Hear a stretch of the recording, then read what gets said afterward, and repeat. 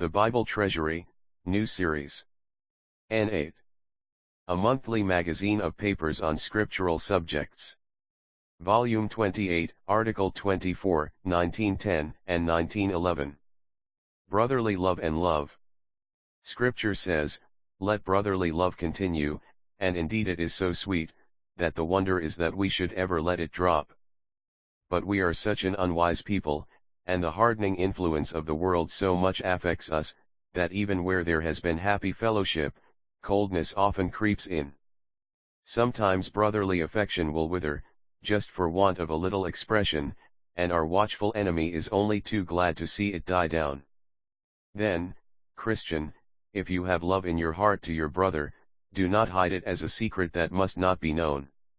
Refrain not from those small expressions of love, which will not only refresh thy brother's heart but keep love from dying in thine own.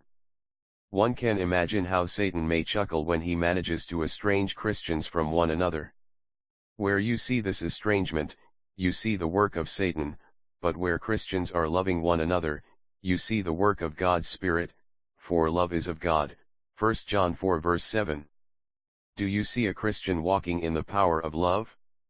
Then you see one who is under divine teaching, for Paul says of the Thessalonians that they were taught of God to love one another, 1 Thessalonians 4 verse 9. God is glorified and Satan defeated when love triumphs amongst Christians. Scripture distinguishes between love and brotherly love. They are expressed by distinct words in the original. Love is agape, and brotherly love is one word, Philadelphia. Philadelphia is rather friendly love, and the Authorized Version has tried to convey this by the expression, brotherly kindness, 2 Peter 1 verse 7. But it is more than that. It includes kindness, but it is love, only, love in the form which it takes in the intercourse of brethren. Perhaps the best rendering is Mr. Kelly's, which is brotherly affection.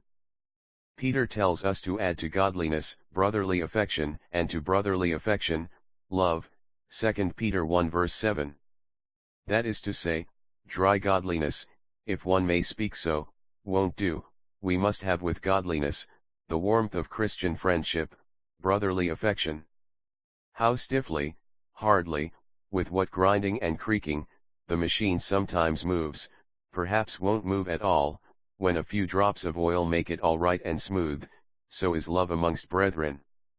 Love surmounts the difficulties of the day, conquers coldness and apathy, and goes forth winning the hearts of the saints in order to serve them. Surely it is not without significance, in a book so full of symbols as the Revelation, that Philadelphia is the name of perhaps the most admirable of the 7 churches. But then brotherly affection will not suffice alone, or it may degenerate into mere human sentiment, so there must be godliness, and with godliness, brotherly affection, then again, with brotherly affection, love, that is, love in its highest, broadest, noblest sense, love to God, love in the truth, love to the brethren shown in walking according to his commandments, 2 John 1-6, love to poor fallen man. How perfect is Scripture! Now love to the brethren is an evidence of divine life. First to ourselves, we know that we have passed from death unto life, because we love the brethren, 1 John 3 verse 14, secondly to the world, by this shall all men know that ye are my disciples if ye have love one to another, John 13 verse 35. Thus, then, love amongst Christians is a positive testimony for God in the world. Do you desire to bear testimony for Christ, to preach the gospel? Good. It is a good aspiration. But all are not gifted for this. Yet there is a testimony which everyone can display, even the humblest, he is greatest who shows it most, and the most splendid gift is not without it. It is love. Love in truth, manifested amongst believers, preaches Christ to the world. EJT.